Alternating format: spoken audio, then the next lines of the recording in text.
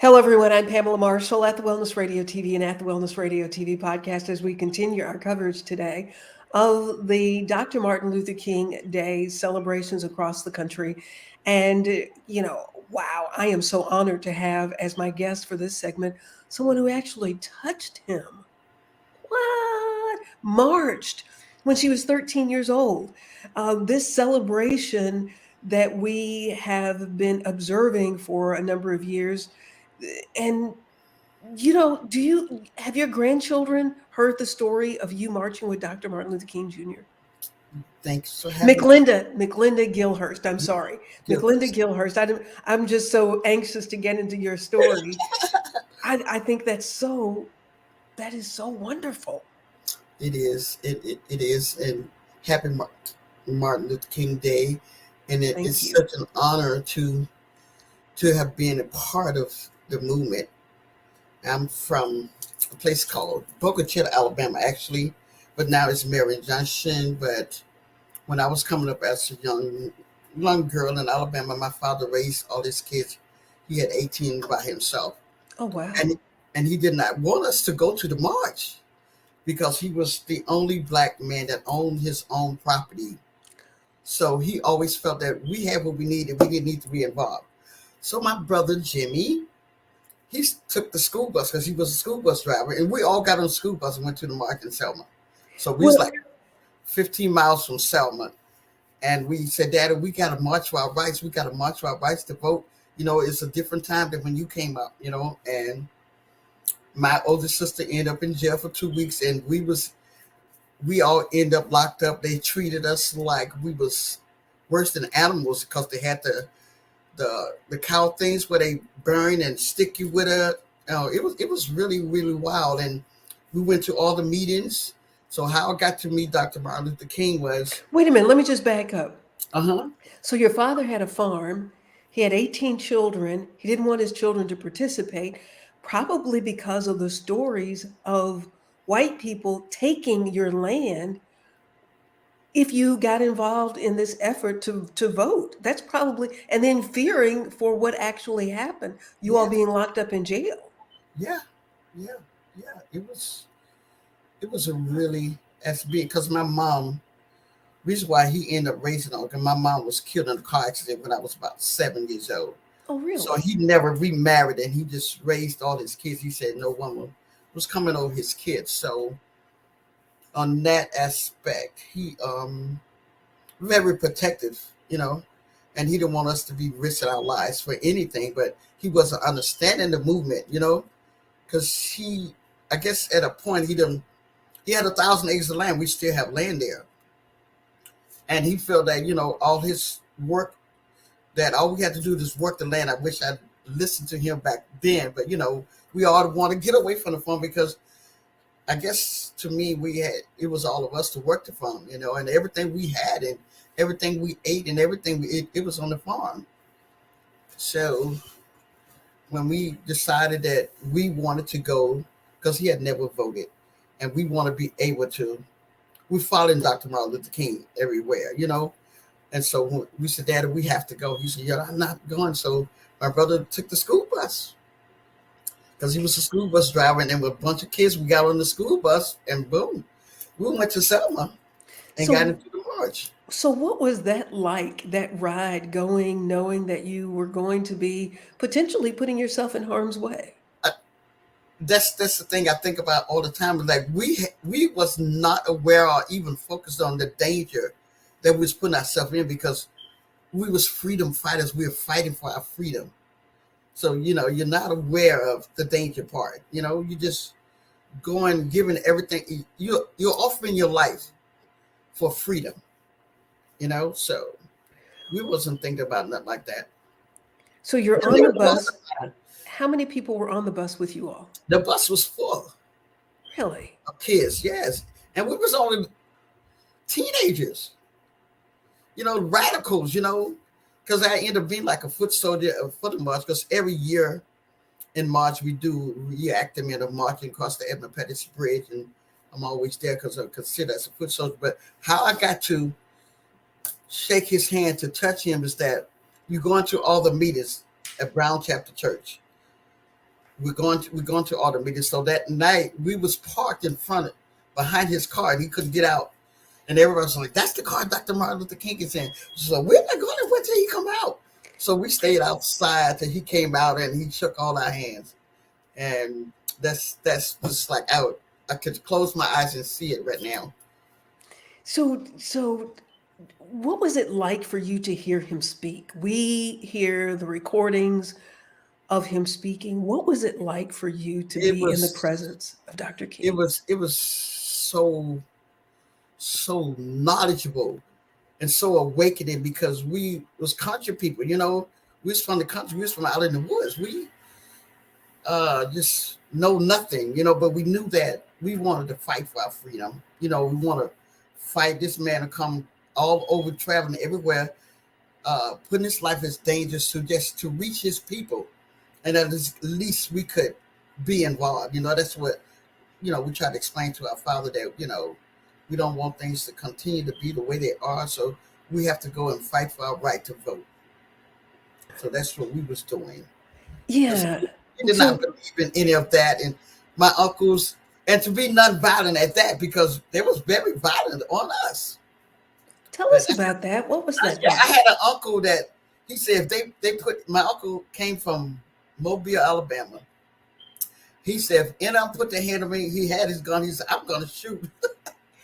He said he was going to shoot. He was not going to be nonviolent, but you just took it because it was just so many of us, we was very young, and they just pushed us around. They put us in the National Guard Army, just all of us just piled up like animals, in this building. They just try to process in and out, because once we got out, we went back and marched again. They locked us back up.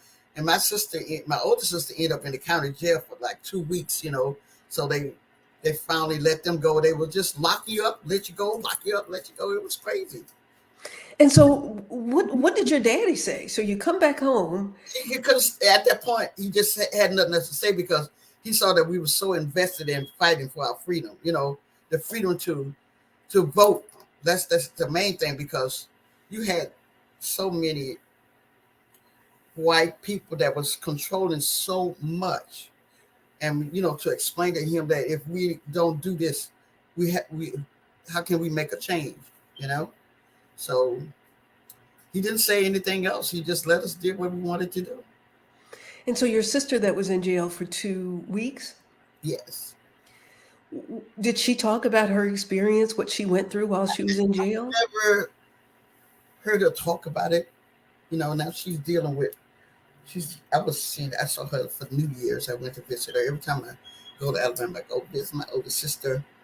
She's dealing with a little dementia now. I don't know how much she remembers now, but that's something I maybe could address with, because sometimes, she know a lot, stuff like that. But yeah, it was very traumatized. I wouldn't say traumatizing, because at that point in time, you're not realizing, you're not even thinking about that. You put your life on the line. We was literally putting our life on the line, but that wasn't our thought at all, because we are fighting for our freedom. We're fighting for our freedom, the right to not, because down in Alabama, everything you had to go to the back door. Yeah. There was nothing that you couldn't go in the front door or anything. And so I remember my brother was telling me that my father, they had went to Selma one day, and you couldn't go in the front door of the restaurant. If you did, they wouldn't serve you. And so when my father went in, he asked for some breakfast, and he said, "We don't serve niggers." And he said, "No, I don't eat niggers. I want some food." That was his comment. It's like he had no fear. He had no fear. That was so true. And then because he said that, they're like, "I don't eat niggers either," and he was a funny guy too. Yeah. They said, "We don't serve niggers," and he said, "I don't eat niggers."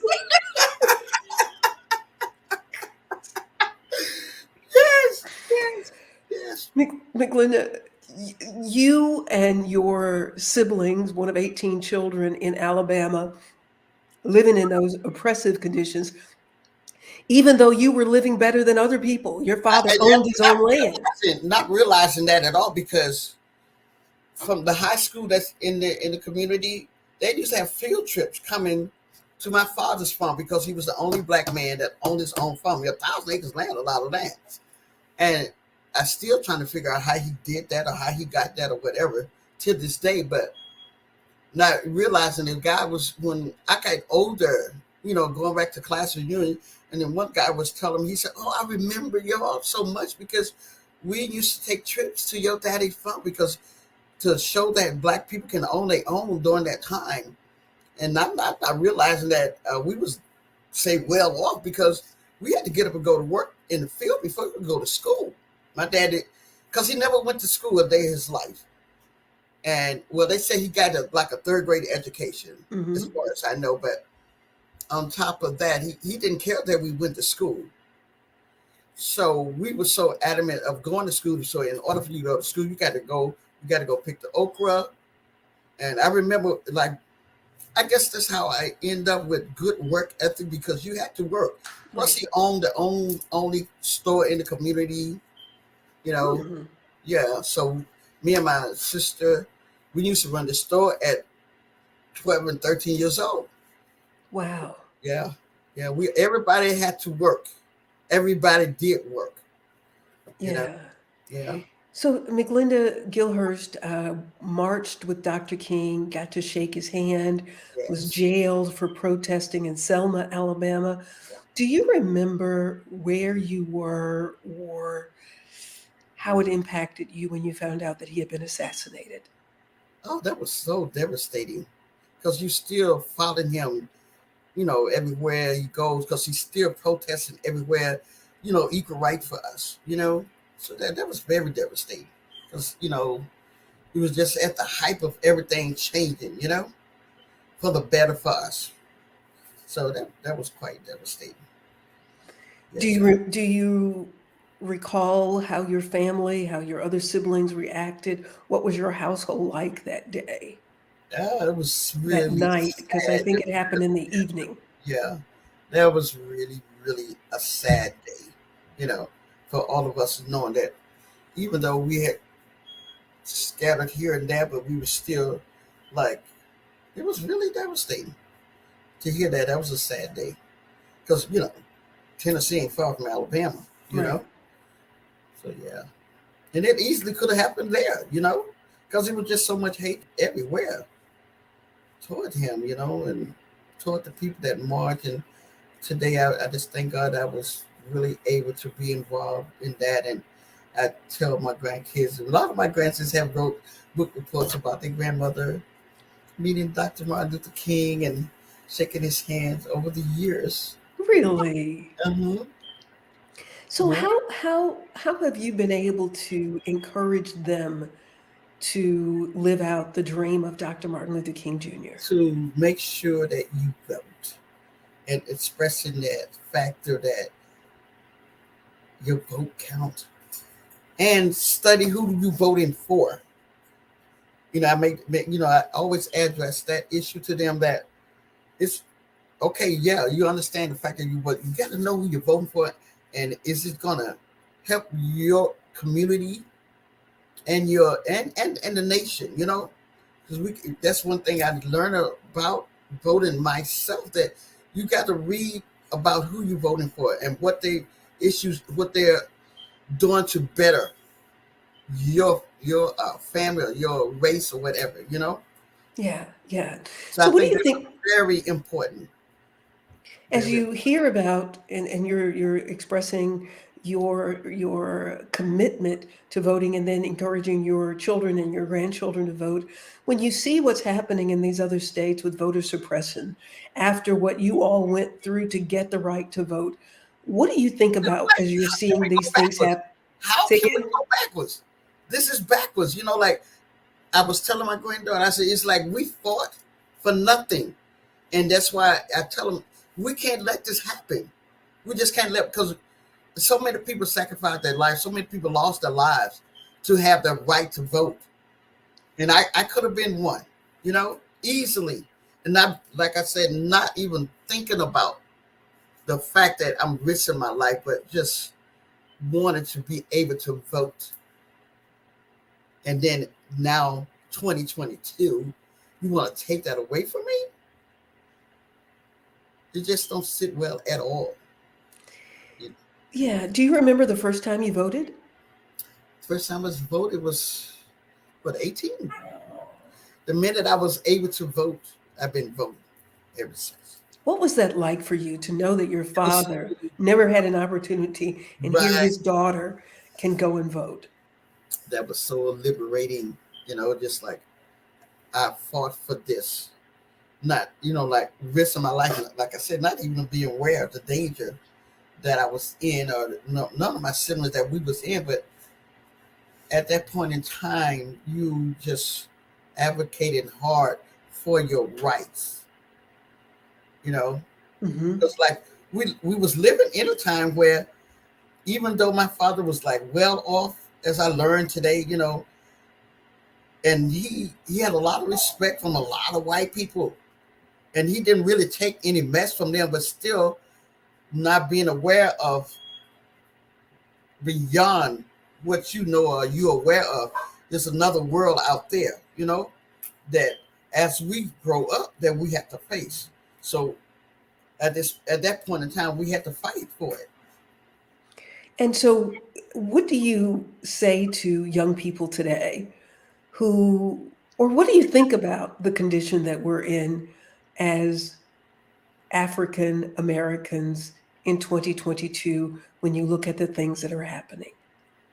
I'm just under just so much disbelief that out of all the things that we've done way back then, marching with him and listen to all the speeches that counter, like seeing things go backwards.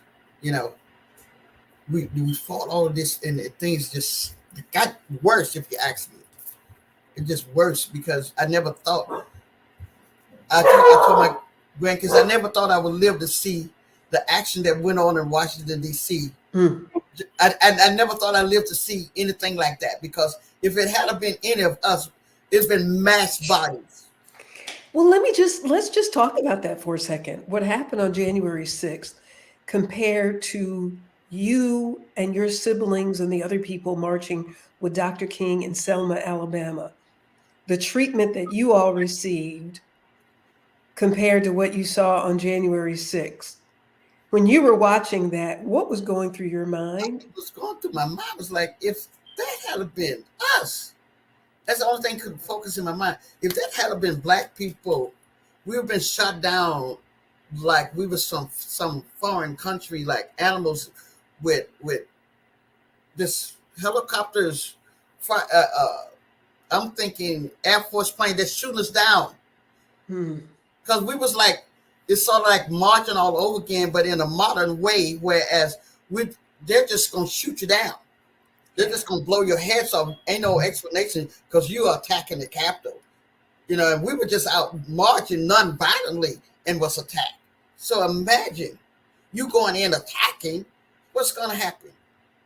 That was so devastating. I mean, I could not believe what I was seeing.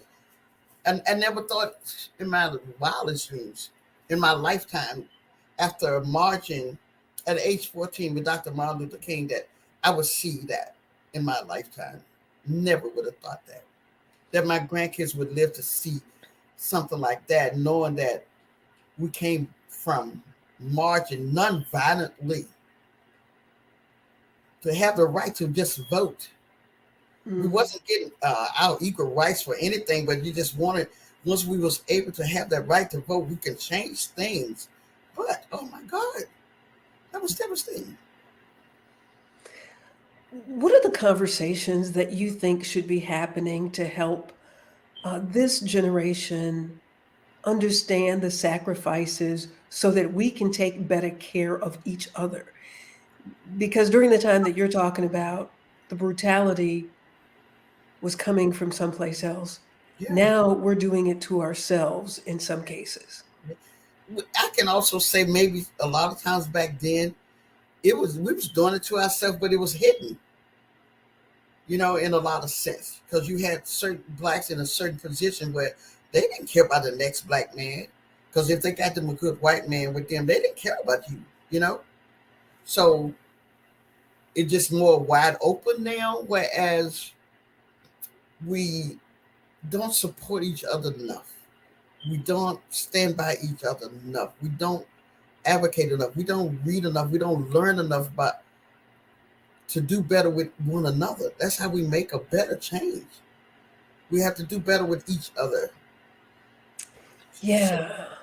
I We mean, must do better with each other. yes, yes, that's so sad that we don't at this day and age, and we have so many people that's black with so much money that can make so many changes, but people get so complacent with living their lives and they don't care. You know, you have to We, care. yeah. You have to care. You have to advocate. And I really love the fact that you said that, even when I was listening about how Dr. King worked through the church, and you got these minister, pastors, elders, whatever, they advocate on mega churches and they want these big donations, and they not leading telling their people, or leading them to their focus on your rights and coming together as black people. And it just the church is no one like I was saying, it's no one that's in the church, because it was always led from out of the church. Dr. Martin Luther King came from out of the church, from church to church to church, advocating for his people. We don't have black pastors, ministers, or whatever focus on doing that these days. Adam Clayton Powell from New York. Yeah, yeah. Of Uh, course, Reverend Jesse Jesse Jackson. Jackson, yeah, because Yeah. I march with all of them. You know what I'm saying? Constantly, So, yeah. McLinda, um, I'm honored to have you on. I honor what you and your siblings did standing in harm's way so that I can go to vote, so that I can have a voice, Thank you. really, so that Barack Obama could have been in the White House, Yes. so Kamala Harris can And be in the doing that White this House. morning, I said, I think he probably would have been one of the first black presidents if he had lived. That at that point in time, you had more black people then advocating for each other than we do now. You know, so How do we change that? Because we talk about the voting rights being taken away. How do we get Black people back to the place of that? It's not over. There's still work that no, needs to be done. I mean, this is like really so going backwards, where black people got to understand. I think that, okay, you may have your job and you may have your house, you may have your nice car, whatever. What are you standing for your future, for your kids and stuff like that? That they got to live in this world where everything, that if you taking away your right to vote, what is going to take away from you? So if we got to put a hold on that now, because you start taking away, we're going back into slavery. What's going on? Right, right. And then do it have to get to that point where you feel like more get to take away before we wake up? We got to stop this now. We can't let this go any further where you can't have the right to vote, and I'm out there not realizing I'm about to lose my life to get my right to vote. Yeah, yeah. Do you think that we have just been so distracted by other things that we don't realize what's going on, or we really don't? We're waiting for somebody to tell us what to do. Well, I think most people that's in position to get out and advocate and let people, somebody like Dr. King, but I guess with COVID, ain't nobody trying to get out there and do this and do that, but we have to make people aware. Somebody got to step up and step out and advocate and let them know that we can't let this happen. Who is it? Where he at? Let's do something. Well, that's what I want to know. Where are they? Yeah. Where are they? That's why I was so impressed with the fact that when you asked the pastor like that, who? I mean, because the church always was the leader. Mm-hmm. We got these mega churches, all these people and all these pastors. Okay, fly your plane to Washington. Let's go march on Washington again or something. What are we supposed to do? Because I remember, like we did some marching, okay? We marched all the way to DC, everything, Do we need to get back out and march again? Yeah, yeah. And not let others diminish the efforts, because even as the marching for after George Floyd's death, Right. It showed and that people are ready to go out and march, but you need to go out and march for your rights. and yeah, and After all this time. it seems that it's so easy for people to get discouraged when somebody else says all manner of evil against you, that people will just go home. Yeah. Even with Black Lives Matter, well, all lives matter. Yeah. Well, no, wait a minute. Let's just, in Yeah. America, Black lives have not mattered. That's So I'm right. not going to let you Tell me make that. me not So say right, that. right. Okay, I have another guest. Okay. I love you. Well, hold on a second. I'm trying to get him to come back on. He popped on. Come back. Well, there he is. Hey, Mr. Reynolds, how you doing? Hello, I'm good. How are you? Fine, fine. Meet Miss McLinda. Hi. Hello, Miss McLean. Nice to How meet are you. you? McLinda, this young man is in California. He went to the University of Florida. He was a president of the Black Student Union at the University of Florida. And we're going to continue this conversation. Miss McLinda, thank you so much. She marched with Dr. King, got to shake his hand, was in the Yes. protest in Selma. Yeah, we honor I'm a foot you, soldier. Yeah. a foot soldier. It is an honor to share the space with you, Miss McLinda. Thank Thank you. you. Thank you for all you do to be such a young man. And we need people like you to let's start a march. And so to hear her say that, Akia, in your generation, you were the president of the Black Student Union at the University of Florida, as I mentioned. What was it like among the students? Have we forgotten, or we don't have to fight anymore, or what? I would say during my time at University of Florida, especially as the Black Student Union president, I don't think I felt it was a matter of people forgot.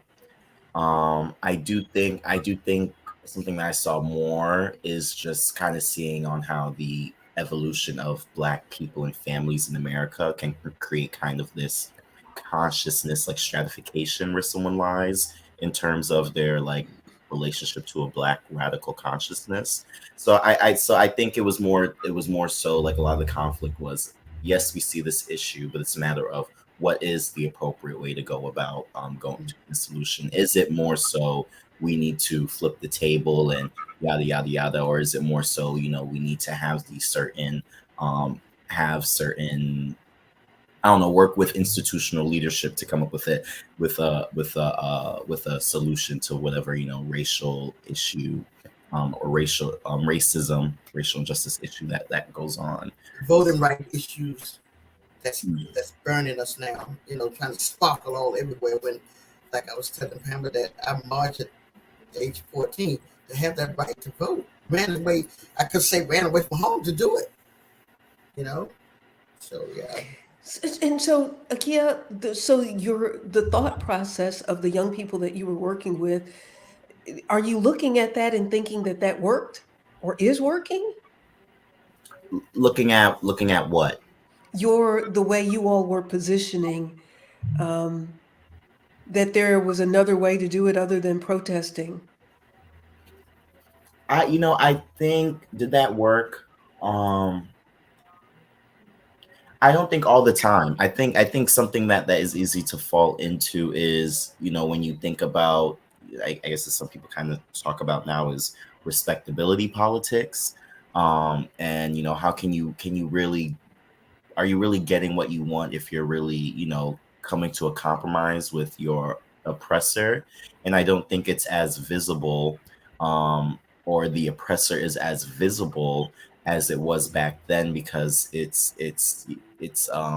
I guess just the way that institutions and systems of oppression have evolved. It's more diverse, it's more, it may, like, Miss McLean, I think I heard you talking about, may look like another Black person that is doing the work of this institution that is still built on these white supremacist ideals. But because people, yeah, because, like, there's a little bit of a slow process to realize that. I do think it removes, I think, the sense of urgency to address such issues is reduced. But I don't think that it doesn't exist.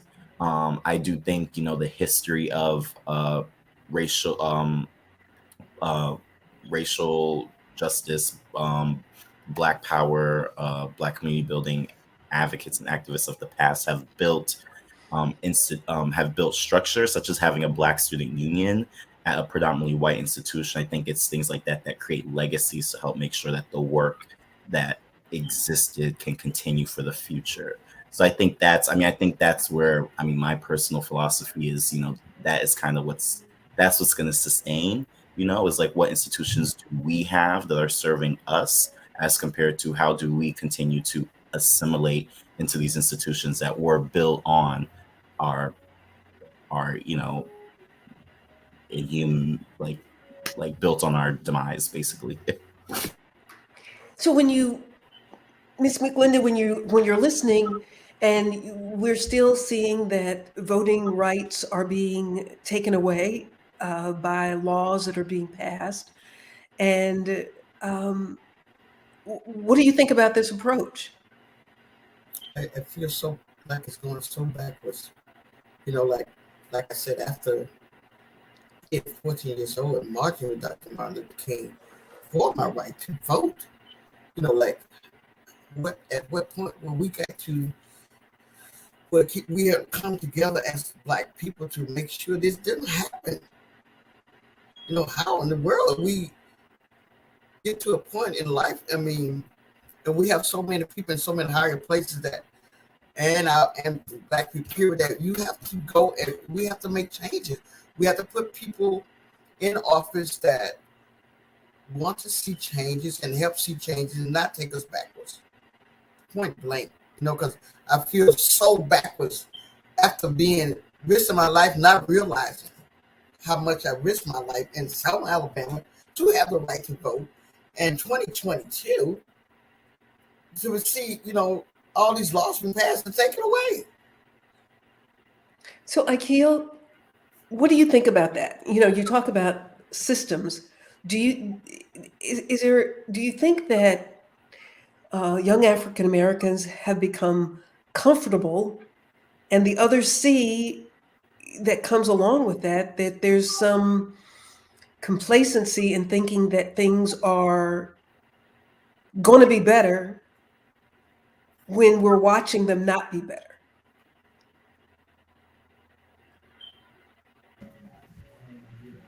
I would say yes. I do think there exists that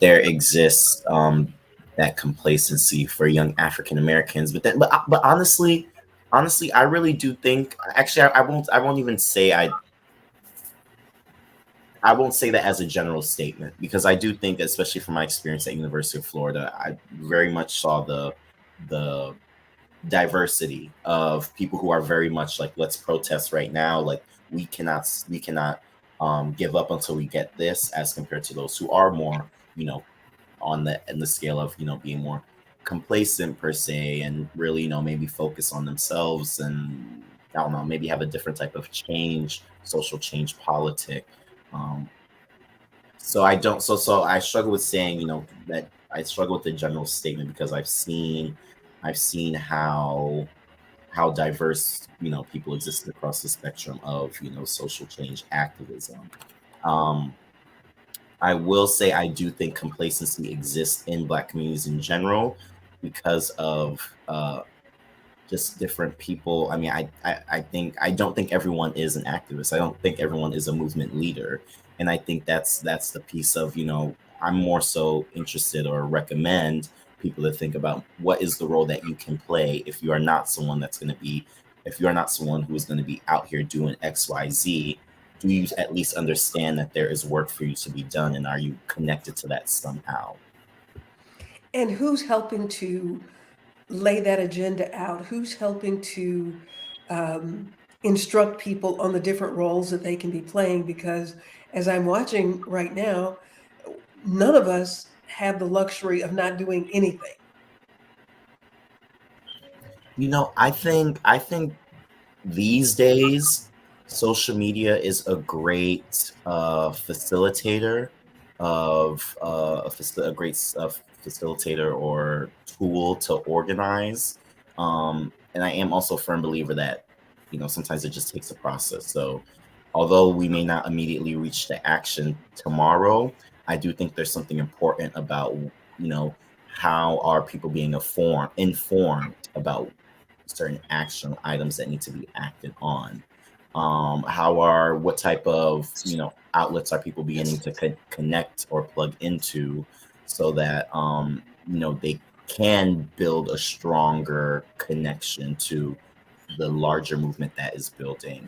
I absolutely do think that there is a piece of how do we continue to uplift and give spotlight to genuine, authentic leaders that share the politic um, that we need. But I do think money is a distraction. At the end of the day, that is what is tying to a lot of people's immediate security and safety. And I do think people who do have more of that flexibility, depending on if they have a job that lets them speak out, or if they're not dependent on an employer that may take away, their access to certain um, life necessities. I just think it's so complicated, it's so complicated today in where we're at. But I don't think that means that we cannot get elsewhere tomorrow. And there really is such a, like, there really, I mean, if especially if you think about who are a lot of leaders that, or a lot of people that young black folks, or young African Americans are really plugged into or paid attention to. Like, a lot of it is based in the entertainment industry. And why is that? Because a lot of those people a lot of those people, we see those narrative. Well, one, they're so publicized, but then they're also, are living, I guess, that dream, that even to tie back to MLK, so that we all can live. And I think it makes sense that people are so plugged in and connected to that. They have such a great platform where they can advocate. I have a bonus person that just walked in. My brother, so Marge, come in and say hello. He was one of the ones that took the school bus. Is he the bus driver? Yes. This is my brother Jesse. Hey, Jesse. How's everybody today? Your camera is freezing. Hey, Jesse. Jesse, how you doing? All Hi, right. Jesse. How you doing? You were the one that drove the bus? Yes, ma'am. Were you not concerned for the safety of your passengers and you? No, we had no clue. We just wanted to march. Yeah, we did. We were young, so we make a, You know what? Your camera is not, your phone is not doing well, and Okay. I don't know if it's because I'm gonna let him sit because maybe yeah, you know what? I'd like to connect back with him because we're not seeing it well, McLinda. Is it better now? Mm-mm, Oh. no. Maybe there you go. There you go. So Jesse, what was it like for you? like I said, we were all young, and during that time, during the '60s, it was a real troubling time. And we just wanted to participate. You know what I'm saying? Dad didn't want us to go. I know where we went. Yeah, she just said that my dad didn't want us to go, but we all went. It was we closed the school. I mean, the school was closed. Everybody left the school and went. You know, just yeah. Wow. Took school bus. I really would like to interview you all both when I can get a clearer picture and can see you better and hear you better, because I'm having a difficult time. And I don't know how we should Okay, it's no reschedule problem. this for you guys. Say again? It's no problem to me to reschedule whatever. Yeah, because I think your stories, because Akia was in Gainesville, Florida. It would have been great for him to meet you all when he was at the University of Florida. Yeah. These are the people, Akia, that the Black Student Union should be bringing in to talk to the students, because I think that's the disconnect. We're not passing on that energy of what it takes, and somehow we may be being put in a space, and we don't even realize that it's like when they say you put a frog in a pot of hot water and turn the water up, turn the heat on, the frog doesn't get out Right. because the heat, it's they're there, it's in the water as it's warming up. Right. So in the 60s the water was hot already. Already, yeah. Today, we're sitting and it's just being turned up as these laws are being rolled back. So I don't think we even recognize what's happening. You think, Akia? In regards to like laws, I don't I mean, think the it's, voting right laws that are being implemented now that are actually taking the rights of people to vote. And we fought for the right to vote.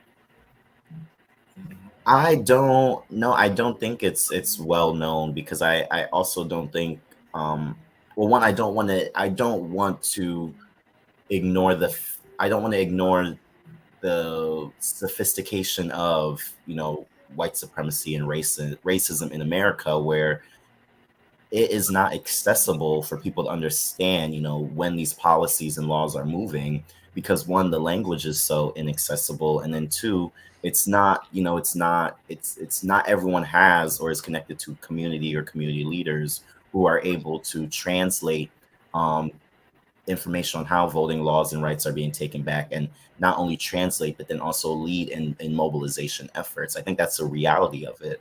And I think once we're able to strengthen our communities and strengthen the confidence, the health, and the power of Black individuals, and I do think that is when we can really move towards this future. Because at the end of the day too, I think there's this piece of, we all share this Black experience, and I think we have one of the pieces of Black magic is to be able to share that familial vibe whenever we can come and interact with one another and respect one another.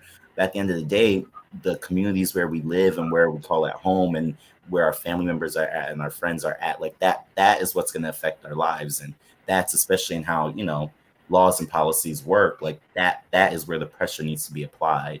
So I think there's also this piece of, when we talk about movement building and activism today, there is it's confusion, because tactics of the past aren't necessarily going to work today, because the systems have learned to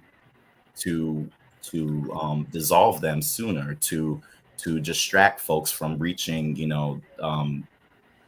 their outcomes sooner. And I just think tools of control and domination have evolved, which means that our tactics and strategies need to do so as well. A mutation. Go ahead, Jesse. Yeah, I was asking and then I believe teenagers. I said, do you know why you're out of school today? And a lot of them didn't really know. What Martin Luther King means. Nothing. The struggle we went through back then, and they just didn't know. They said, "No, we just out of school." No, there's a reason why you out of school today. And that's another thing. We need to get back to the younger people today and get them on board with why Knowledge, learning, the history behind it, the history behind Martin Luther King. He was one great man. This morning, me and my sister were riding in the car. We was listening to his speech, and I was like, "Oh God, he was." We got the chance to listen to them live, not just on Mhm. on the radio. You know, Right. she asked me about that earlier. I said, it was just so amazing. Mhm. And know? so many, and if you say that these children don't even know why they're out of school, they haven't heard him speak. Right. And I will just encourage everybody who, if you have an opportunity to speak into a young person's life, you do some teaching, because it's obvious that we can't depend on anybody else to teach our children about who they are and the significance of things that are happening in this country. That's what's going to happen today. We have to do it. We got to stop waiting on somebody else to do it. And gosh, thank you all very much. I really appreciate you sharing. Thank you, McLinda. Thank you, Jesse. Thank you, Akia. I appreciate it as we continue this day of observing the life and legacy of Dr. Martin Luther King Jr. I want to thank everybody for watching. Were you about to say something, Akia? Yeah, I wanted to just say, like, in that piece of, being so invested in educating and supporting and nurturing the youth on, the history of the Black liberation struggle in America, and Martin Luther King's Jr.'s impact. I think another important piece to add there is making sure that we ourselves are also open and creating spaces for the youth to educate us. Because I think that's even in the history of the Black liberation struggle, especially in the student nonviolent coordinating committee that existed, a part of the civil rights movement. Like, students have been or young folks have been very important to the evolution of humanity and the grounding of where we're at and things like that, which I think being a adult or professional can kind of you could get distracted from. So I just want to add to that piece of being open to learning from the youth as well. Okay, tell me before we go, what are some of the things that we need to be open to learning from the youth as we move forward? Because someone else did tell me that he had a conversation with his 15-year-old son. His son said, "Dad, I hear you. The problem is you don't hear me." Well, I think that's it. I mean, I applaud that father for, one, even starting the conversation with their child, and the fact that their child is comfortable enough to say that. I think that is a good step. I would also add. The question was, how can we What is it that we need to know? How do we, I think the way you said it, how do we hold that space? How do we connect the generations so that we can move forward rather than being in this state of paralysis while other people are doing things that are setting us back? I would say respecting, like, offering that same respect to the youth that, as older folks or elders or adults, that is expected for the youth to give you. Now, of course, that doesn't mean that, I know, like, especially in Black families, it's like, oh, we not on the same, you gonna respect me, I'm your elder, type of thing like that, which I think, there's still a piece, and especially for the youth to understand and respect elder and older folks, which is an issue in our society as well. But knowing that, making sure that they understand that their opinions are their experiences are valid. I really think it's a matter of in the way that the youth is connected to, the current schooling system, especially in Florida, when conversations around banning critical race theory is happening in classrooms. What does that mean for your experience? How is that affecting the way you're interacting and connecting with your peers? Because at the end of the day, those are the most shapeable minds. You know what I'm saying? So even for your child, or younger, your child, your grandchild, nephew, niece, nibbling, whatever, how are you empowering them to use their voice, even if it's not something that relates with your own traditions? I think there's that piece of really working on making sure that you're also open to evolution of culture and community, and knowing and letting that young one know that they're powerful, and they may not always be right. And that's a part of being young, is learning how to manage your emotions, learning how to manage conflict, learning how to have gratitude and appreciation. I think in all of that, there is that piece of making sure to understand their voice is powerful and that our world is changing. It's not going to be like it's always been, but that doesn't mean the values is going to change. The values may look different, but the way that they're practiced may look a little bit different. Well, how do we encourage young people to stay on top of public policy that's going to shape what their future is? Because that's the key. Public policy is happening. We may be pontificating about some other stuff, but public policy is happening. And then you look up and you're like, when did that? I didn't know I couldn't go there. Yeah, I mean, I think things such as being connected to the policies that affect that child or young person is important to get them started, because I really think public policy could get so complicated and inaccessible for a young person to really grasp, the big picture importance that's going on. So I think, helping them understand their school, like school policy and politics, whether that's in their school board, their student organizations, helping them understand local in their county, whether that's like voting for, like understanding mayor, superintendents, like school board members, city council members, supervisor of elections, like bringing them to be engaged in those processes, I think is what helps build the foundation for connecting and understanding public policy on a larger level. What do you think Dr. King would think about where we are today?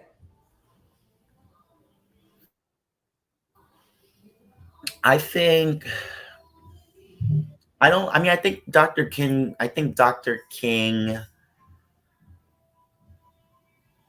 oh, that's hard. I don't know. I have to grab my tarot cards and crystals to really get that answer. But based on what he was working toward accomplishing and where we are, what do you think his thoughts would be?